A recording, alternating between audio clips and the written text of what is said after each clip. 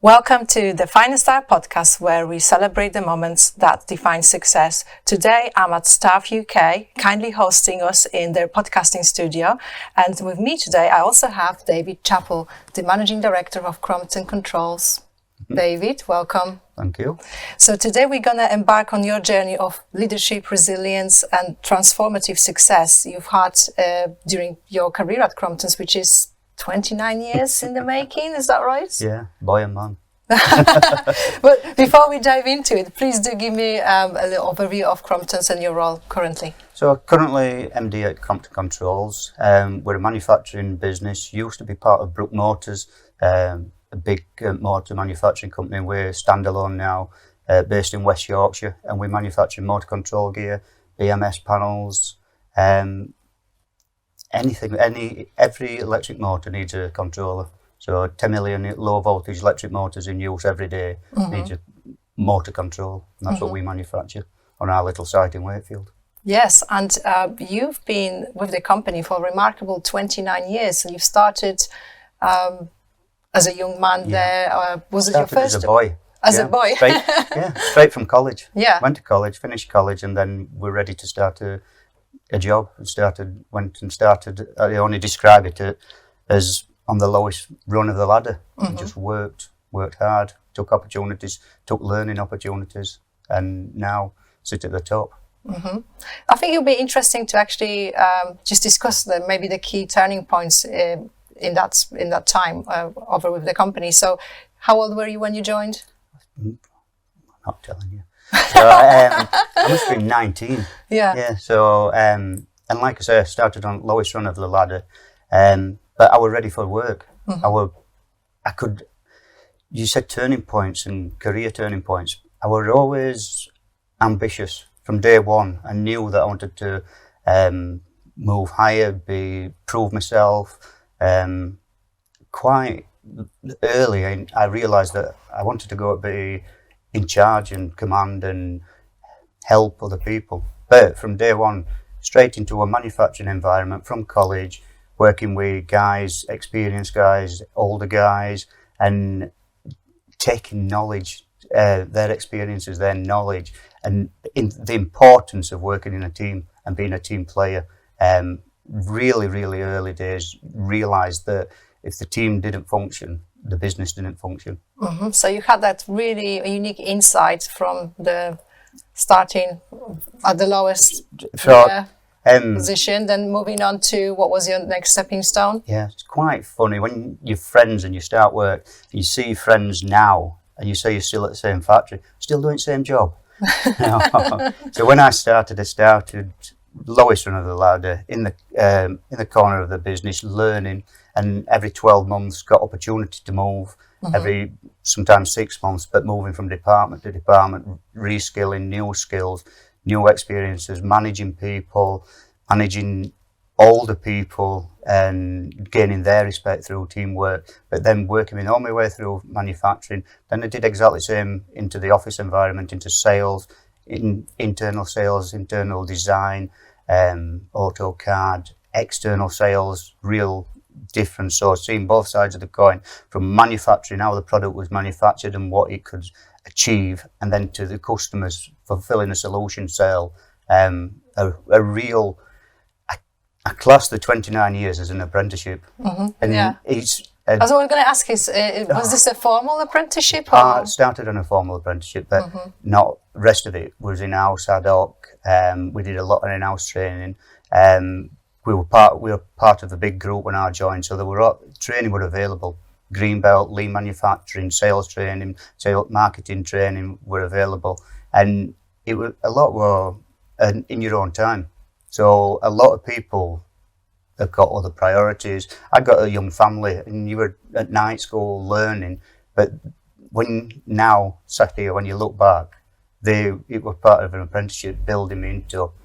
Probably, if I took that 29 years to get the position that I'm in, I would have been a worse manager or poorer manager than I am now. So when you say that, what you think were the sort of early challenges that drove your determination to prove those capabilities? Like what's... Early challenges, working with working with teams that were disjointed, that didn't want to progress, were happy doing what they wanted, and early challenges were probably suppressing ambition. I knew that if many times I could have left for a title, for a pay rise or whatever, but if I left that team would have been weaker and they wouldn't have succeeded. So I stayed in teams till it were running smoothly and team members could see it was time for me to move, and it would just build. So we've got that sense of really intense loyalty to the company and colleagues. Yeah, and I think sometimes people judge your loyalty as a frailty. And as I say, you could have left numerous times for more money, different titles and things like that. Yeah. I got friends. I grew up. At 29 years, I've grown up in this business. And you've got friends, colleagues who you know in and out of work. And it does build a loyalty and that teamwork. But then again, you've got this sort of, you have to balance those personal ambitions with when you interact in a working environment. So tell me a little bit about that. That's it. That's some of suppressing your ambition sometimes. People, not saying everybody, but see more money in different times of their life. They need more money and it's easy to move to a company. The grass is greener. Yeah. But suppressing that ambition and helping people comes back to benefit you in the future. I'm still working with a lot of guys who I've worked with 29 years, and their loyalty to me and my business now is second to none. Well, there was a point in your career where you wanted to check it, where the grass is greener on the other side. And that was, how many years ago? About a decade ago when you... Just probably 7 years ago, something like that. And I just got to a point where frustration when you're growing up in your different priorities and you could see business taking different routes or routes that I didn't agree with or I didn't think were right for a manufacturing business. I moved. I went for a different job. But you toyed around with this idea for months and months and months and years. 18 months, 12 months, That's definitely. A long time, and then my wife... So was you hoping for something will change or why? Yeah, well, everybody's adults and you get to a senior level and open discussions.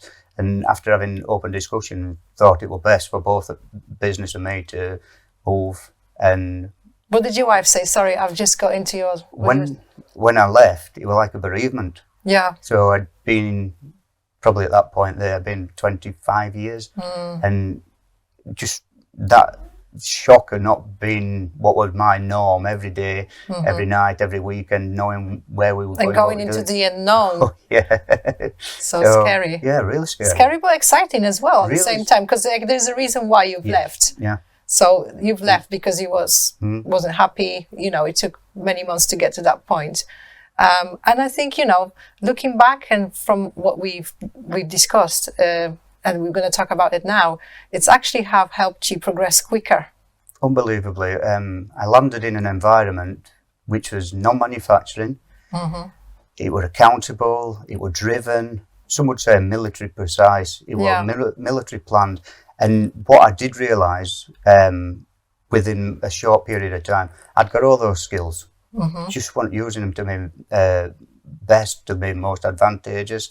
And as soon as I realised that I'd already got those skills, I dropped into place, sales flow, and I knew the grounding and everything. I'd got those skills, so it worked and it was easy then. And I'd got this fear of leaving, but if switching the skills was easy. Yeah, but at the same time, you've got this really interesting experience because you, I think, and your colleagues there built up a sales team within, was it a year? Yeah, 12 months. From nothing to very little.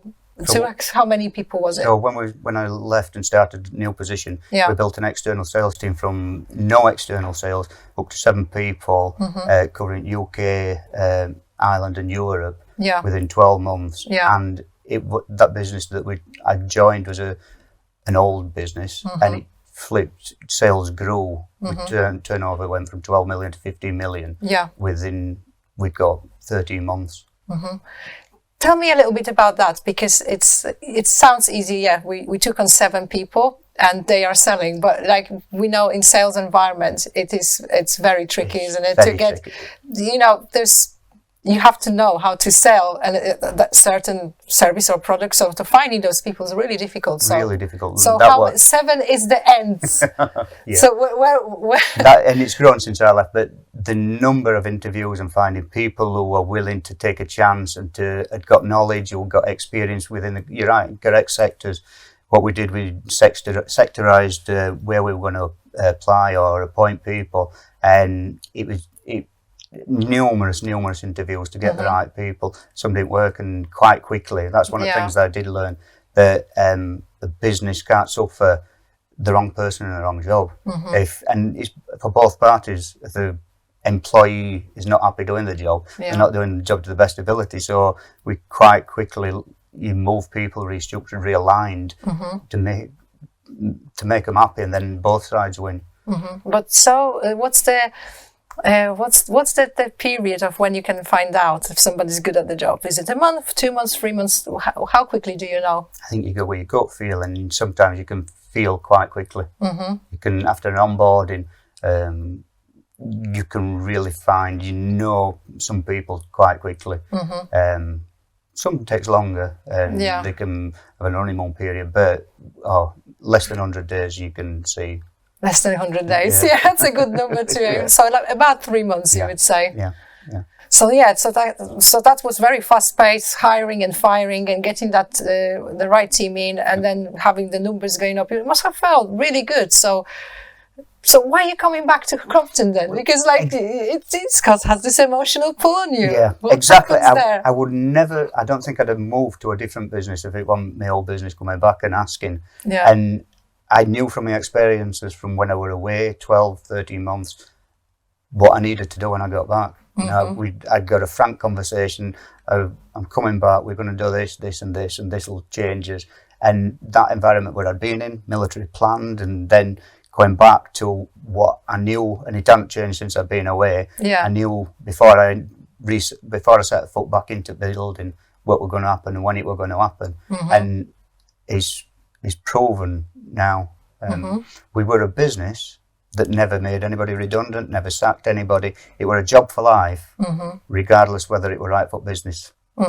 And unfortunately, that included, when I went back, we did a restructure, realignment, and that was a lot of my friends. A lot of people who I'd worked with 15, 20 years, just moving positions. Yeah. And they didn't realise at the time, just moving them.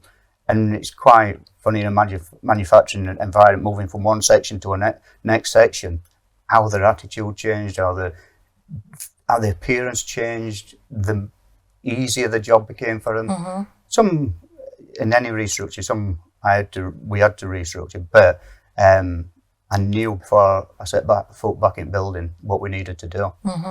So do you think that's did you know that's what you needed to do before leaving, or that sort of new job gave you even better clarity of what's needed to be done? New job gave me even more clarity. Yeah. We were old, traditional business, traditional values, and that's why we never made anybody redundant. We not sacked anybody. We just absorbed it and put up with it. So, yeah. And so that's actually, when coming back, obviously you know what to do, but like you have connection with these people, you know these people, so you have to let some of them go. That must have taken some emotional toll on you personally. Unbelievable, very hard. But if we'd not done it, everyone would have been in a far worse position. And I still see them now out of work, so it is really hard at the time. So how do you cope with it? Just put a nice smile on and see how everybody's adults. Yeah. So I moved on, and they moved on for better and more happy. That's interesting, because how basically that break gave you the confidence and the courage to make all the changes that needed to be done, and just stepping in back on your own terms and actually making it happen. So that's been ever since, what year was it when you come back to? 2018. Yeah, and your former boss, what did you say? Like, you just joined and now you're leaving? Exactly, and he understood. He said, but he did? Yeah, but I would not have left to go. I were in a happy position, I were progressing. salary, the title, everything were good. But this opportunity, I thought I'd feel like a hypocrite if I didn't go back and have a go at proving myself in that environment that I'd grown up in. I always wanted, rightly or wrongly, to sit at top table and have a go at running it myself. Yeah, and there you have it. So tell me, how do you, if you're considering Crompton's long history, how do you balance traditional values with the need for innovation in today's business landscape? Traditional values are still an advantage in this market as well. We've got employees who know the ethos, the radiators, values. Everybody who works in the factory knows what we are. We're honest, we're hard-working, we're caring, but also we're innovative. We'll take change on at every corner that's best for us. But underlying, we try hard every day, genuinely try hard to fulfill as partners, as customers.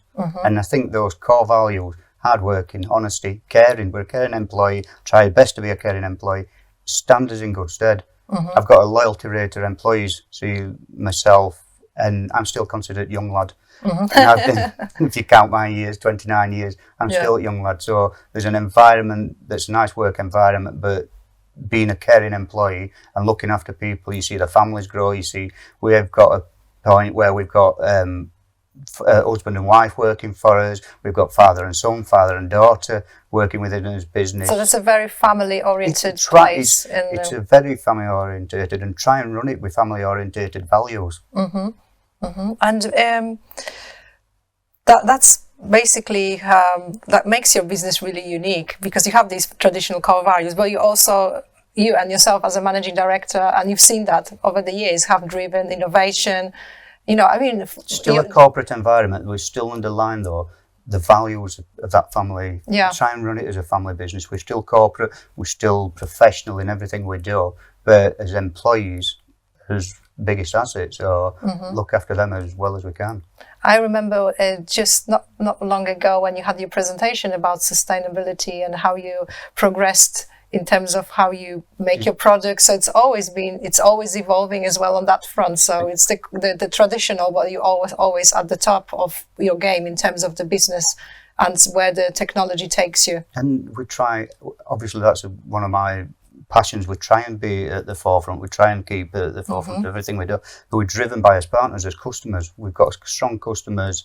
We've got strong customer relationships, and we work together. So both of them, they're pulling us, we're pushing them, and trying to putting automation in our manufacturing facility. We've been manufacturing way 50, 60 years same way, and then we're just introducing now little bits of automation, but that puts us another step forward. And tell me, because you're very well suited to give this sort of advice for people who are toying with the idea of career break, and they may be returning to a former employer, because it happens all the time. What advice would you give to people? I would returning to an previous employers, never say never. I would never going back. I went back after 12 months. And so, and I think anybody considering a career break or a different career or refocusing, I would genuinely advise and have a go at it. Calculate your risks, have a look, don't be scared, back your own ability, back your own knowledge. And that's the thing. I don't think you're ever too old to stop learning. I've enrolled in some courses next week, but you've got to move with times. You've got to embrace new technology. You've got to embrace new techniques. But if you've got those skills in your bag and you're considering changing, back yourself. For it. Back yourself. Yeah. That's when my 29 years, and I say it's been an apprenticeship. Probably too long an apprenticeship, but I think it was good schooling when you look back now. And then actually coming back, so what would you be advised if, let's say we're in a situation where we are, somebody reached out to us about coming back, so what's the advice there? Be clear of your goals. Be clear what you want after the situation when you go back. What your future goal is, what the strategic business plan is, where this business is going, and if that's right for you and that's what aligns with your strategy and your goals that you need, as a professional, and yeah, and fits with your personal life and whatever and if it's driven enough and it's going to grow or whatever you want out of it, if it aligns with it, don't deter anybody going back and making it happen. Yes, and so you did. And in terms of reflecting on your career journey, what have you learned about yourself and your career aspirations? Because it's been a journey, and you say you've toyed around with different paths. So what have you learned about yourself? I think, I don't know, I think I'm really simple. I'm a simple man, and I never thought looking in, I was ambitious or as driven. But you realise where position you're in, or there's something within you that's always wanted that. I think, growing up in a working environment, hard working environment, seeing people successful around you, seeing your family members successful and things like that, I think underlying you've got an ambition, or I had an ambition, and I wouldn't say boo to a goose when I was a young guy starting out, and boo to a goose, or scared anybody at school. Would never stand up and put my hand up and read out or whatever. Yeah, but he's just a really nice guy. But I'm simple. I'm really loyal simple and simple. I wouldn't say. I think you are driven, as you said. It comes out. Yeah, but I didn't realise that. So, and then when you do something, and you can do it, it just builds confidence and builds trust around you, your staff, your seniors, your directors, and everybody. You see it and you make it happen. You just build that trust. You almost grown up with this company, like you've changed as a person, as a professional, and then you've been out to the world and you come back to the nest, and it's just that's your story, isn't it? Yeah, and it's quite little, not travelling the world, doing it in different countries and things like that. Just, I don't know, loyalty to the teams, making sure that your friends and colleagues are all joining in success. Yeah, it is a family business, and considering this transformation during your recent leadership, what do you think sets Crompton apart today, and what makes you most proud of where the company is standing now? It sets us apart.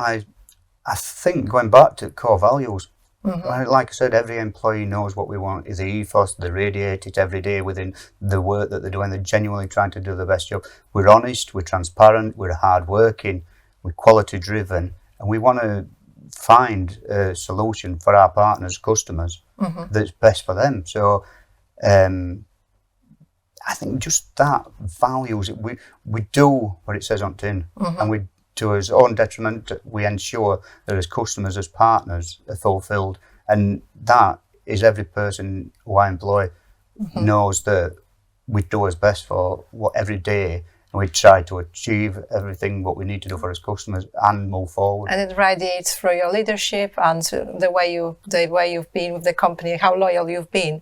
In terms of sources of inspiration, I always like to ask this question, because that's quite interesting one to understand what makes people tick. What is it for you? Where do you get inspired, or do you have any role model figures, things that... Not really. Quite easily, in my inspiration, probably it'll be your family life, your close family members, growing up in a hard-working family, mother and father working, both got successful jobs. In-laws have got their own business, created a successful business for themselves on family values. So, your close friends, your family members, I think they stand at side of you and they do inspire you. But within work, John Bradley, who I work for, has given me opportunities, has supported me through my career. My first non-executive director, Philip Howard, mentoring after work, just guidance and being there to ask a question. He's an 80-year-old guy, and I still speak to him, still phone him and ask him, what would you do, or what have you done before? It's good to have people like this in your life, because they know they're that much further than you, and they have that perspective. Yeah, and they get to a point where they want to help, they want to pass on the knowledge. But I think family, I've got a wife, strength. You just radiate your values. Oh, it's this source of inspiration. I've got no big Bill Gates and people like that. It's Yeah. just, we're a small, medium manufacturing organisation that's works hard and does what it says.